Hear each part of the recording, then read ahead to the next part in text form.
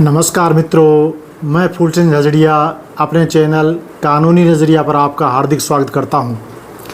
आज कानूनी विषय पर चर्चा के क्रम में हम ये देखेंगे कि क्या कोई पत्नी जो कमाई कर रही है, लाभ के पद पर कार्य कर रही है, कोई प्राइवेट या सरकारी नौकरी कर रही है या बिजनेस कर रही है, कमा रही है, तो वह कमाने वाली पत्नी क्या अपने पति से भरण पोषण प्राप्त कर सकती है या उसको भरण पोषण प्राप्त करने से रोका जा सकता है।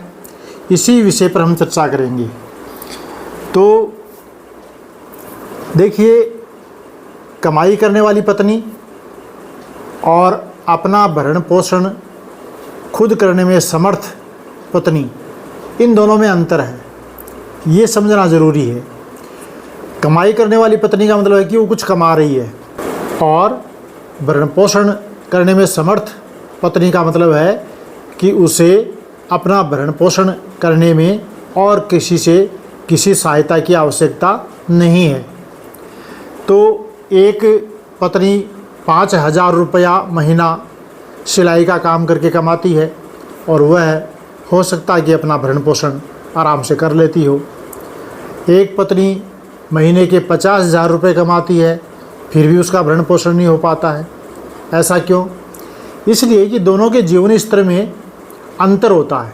तो जो जीवन स्तर है, जो लिविंग स्टैंडर्ड है, लाइफ स्टाइल है, वो दो महिलाओं की अलग अलग होगी, तो उनके भरण पोषण की राशि भी अलग अलग होगी। तो आज हमारा ये टॉपिक है कि यदि पत्नी कमाती है तो भी उसे भरण पोषण प्राप्त करने से नहीं रोका जा सकता। तो कमाई करने से नहीं रोका जा सकता। कब रोका जा सकता है? जब वह अपना भरण पोषण करने में समर्थ है, तो उसे भरण पोषण देने से इनकार किया जा सकता है।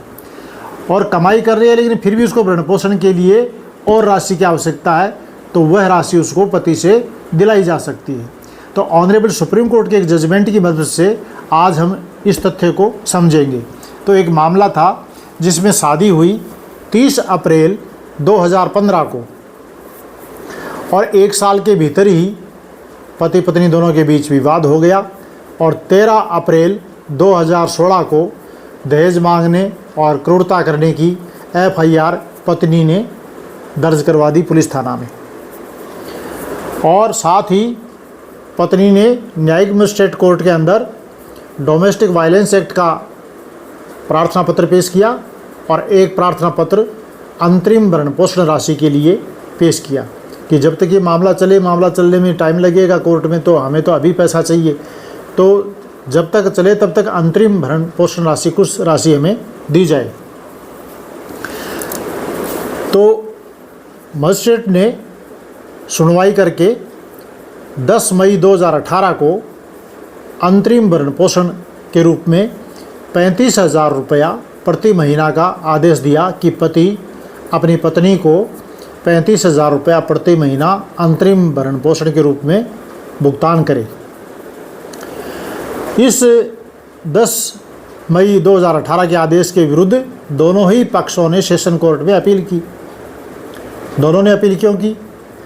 पत्नी ने इसलिए अपील की कि ये राशि तो बहुत कम है, और पति ने इसलिए अपील की कि ये तो राशि बहुत ज़्यादा है, जरूरत नहीं है इसको, ये खुद कमाती है। तो सेशन कोर्ट ने दोनों की सुनवाई करके पति की अपील तो खारिज कर दी, जिसने ये कहा था कि ये राशि ज़्यादा दिला दी, और पत्नी की अपील को स्वीकार किया और 35,000 रुपये के स्थान पर 45,000 रुपये प्रति महीना कर दिया। और एक नाबालिग पुत्री भी थी, जिसके लिए 55,000 रुपये प्रति महीना का भरण पोषण का अंतरिम का आदेश कर दिया। तो 45,000 रुपये पत्नी को और 55,000 रुपये नाबालिग पुत्री को, ये दोनों मिला करके हो गए 1 लाख रुपये। 1 लाख रुपये महीने का आदेश हो गया, और ये आदेश 1 फरवरी 2019 को सेशन कोर्ट ने दिया। इसके बाद दोनों पक्ष हाई कोर्ट में गए, वहाँ भी इनकी लड़ाई इस अंतरिम भरण पोषण की राशि की बाबत चली। फिर पत्नी ने सुप्रीम कोर्ट में अपील की, और सुप्रीम कोर्ट में पत्नी ने अपील में क्या कहा? ये कहा कि अंतरिम भरण पोषण राशि निर्धारित किए हुए 5.5 साल हो गए, ये मेरे को अंतरिम भरण पोषण की राशि नहीं दे रहे हैं, और न्यायालय के आदेश की अवहेलना कर रहे हैं, पालना नहीं कर रहे हैं। और पति ने कहा कि ये तो लाभकारी रूप से कार्यरत है, लाभ के पद पर कार्य कर रही है, पैसे कमा रही है और उसके पास अनेक अचल संपत्ति भी हैं और उसको पिछली शादी से, यानी कि ये महिला पहले भी शादी इसकी हो चुकी थी, पिछली शादी से अपनी बेटी के लिए 40 लाख रुपए भरण पोषण राशि के रूप में प्राप्त कर चुकी है। तो ये बेटी पहले से उसके पास थी और बाद में इस व्यक्ति से शादी की। और पति ने कहा कि इस बेटी को मैंने गोद भी नहीं लिया, तो इस बेटी का फिर मैं कैसे भरण पोषण करूं। दो कारण है, एक तो मैंने इसको गोद नहीं लिया, दूसरा इसको 40 लाख रुपए इस भरण पोषण की राशि पहले मिल चुकी है, ये नौकरी भी कर रही है और अनेक अचल संपत्तियां भी इसके पास में हैं। और दोनों ने ऑनरेबल सुप्रीम कोर्ट के समक्ष ये स्वीकार किया कि ये वो इस बात को अच्छी तरह से मानते हैं कि अब वो दोनों एक साथ पति पत्नी के रूप में नहीं रह सकते और दोनों इस शादी को ख़त्म करना चाहते हैं, विवाह विच्छेद करना चाहते हैं, तलाक लेना चाहते हैं। लेकिन ये राशि जो थी इसका झगड़ा तो चल ही रहा था। अब इनकी दोनों की यदि आर्थिक स्थिति को देखा जाए तो पत्नी प्राइवेट कंपनी में नौकरी करती थी और उसको प्रति महीना 1,39,000 रुपये मिलता था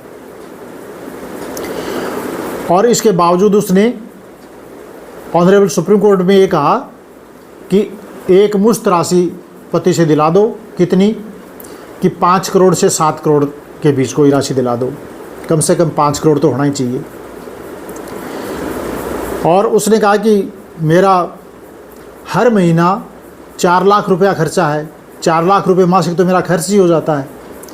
बच्ची को पढ़ाती हूँ, हर महीने मेरे 75,000 रुपये उसके लग जाते हैं और भी कई तरह के खर्चे बताए।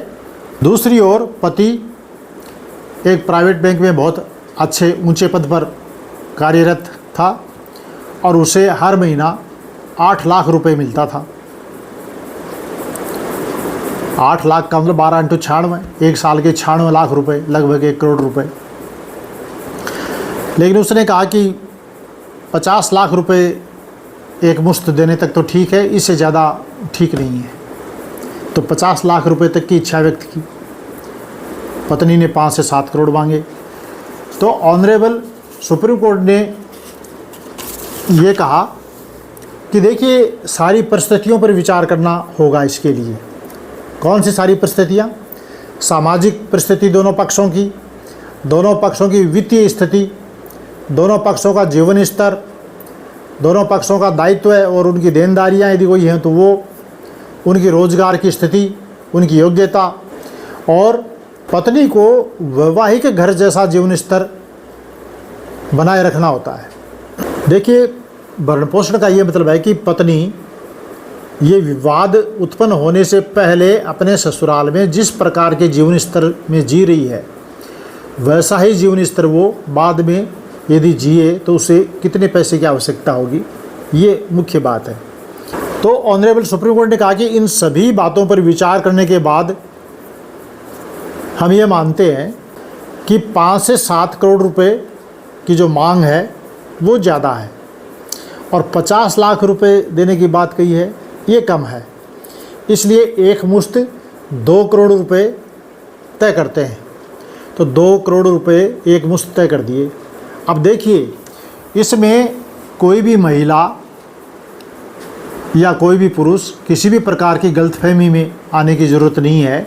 ये 2 करोड़ का मतलब है उस व्यक्ति की लगभग 1 करोड़ रुपया वार्षिक आमदनी है, तो ये 2 वर्ष की आमदनी हुई। अब मान लीजिए किसी कम आमदनी वाले व्यक्ति की आमदनी महीने की 10,000 रुपये हो तो 1 साल की लगभग 1.25 लाख रुपये और 2 साल की लगभग 2.5 लाख रुपये हुई। अब वो 2.5 लाख रुपये 2 साल में कमाता है और एक ये व्यक्ति 2 करोड़ रुपए 2 साल में कमाता है। इनको आपस में तुलना कभी नहीं करना। मैंने कई बार ऐसे सुना है कि अमुक व्यक्ति 50 लाख रुपए मांग रहा है, वो तो खेती में काम करता, साहब 50 लाख कहाँ से दे। तो ऐसे नहीं मांगना है। दोनों की स्थिति के हिसाब से, खर्चे के हिसाब से भरण पोषण के रूप में ही राशि को मांगी जानी चाहिए और उसी हिसाब से दी जाती है। तो ऐसे नहीं कि इसमें 2 करोड़ रुपए कर दिए तो सभी महिलाएं सोचें कि भाई 2 करोड़ रुपए मिलते हैं, या सभी पुरुष ये सोचें कि 2 करोड़ रुपए देने पड़ेंगे। ऐसा नहीं है, दोनों की स्थिति के हिसाब से ही होता है। तो इसमें 2 करोड़ रुपए 4 महीने के भीतर देने का निर्देश दिया और भारतीय संविधान के अनुच्छेद 142 की शक्ति का प्रयोग करते हुए ऑनरेबल सुप्रीम कोर्ट ने उनकी शादी को समाप्त कर दिया, विवाह विच्छेद कर दिया, तलाक का आदेश कर दिया। तो ये कौन सा मामला था? ऑनरेबल सुप्रीम कोर्ट के समक्ष ये मामला था क्रिमिनल अपील नंबर 2915/2024। और इसका फैसला कब हुआ? फैसला हुआ 15 जुलाई 2024 को। तो इससे हमें क्या शिक्षा मिलती है? इससे हमें ये शिक्षा मिलती है कि न्यायालय में जब विवाद पति पत्नी का भरण पोषण राशि को लेकर पहुंचता है तो न्यायालय को दोनों पक्षों के जीवनी स्तर को, आर्थिक और सामाजिक स्थिति को, इन सब को देखना पड़ता है और समग्र परिस्थितियों पर, टोटल कुल परिस्थितियों पर विचार करके एक राशि तय की जाती है कि कितने रुपए में भरण पोषण महिला का हो सकता है, पुरुष कितने रुपए कमाता है, इन सब बातों को देखना पड़ता है। तो मैं आशा करता हूँ कि इस तथ्य को आप समझे होंगे और वीडियो आपको अच्छा लगा होगा। यदि वीडियो आपको अच्छा लगा हो तो आप इसे लाइक कीजिए और अपने मित्रों के साथ शेयर कीजिए, सब्सक्राइब कीजिए। बहुत बहुत धन्यवाद।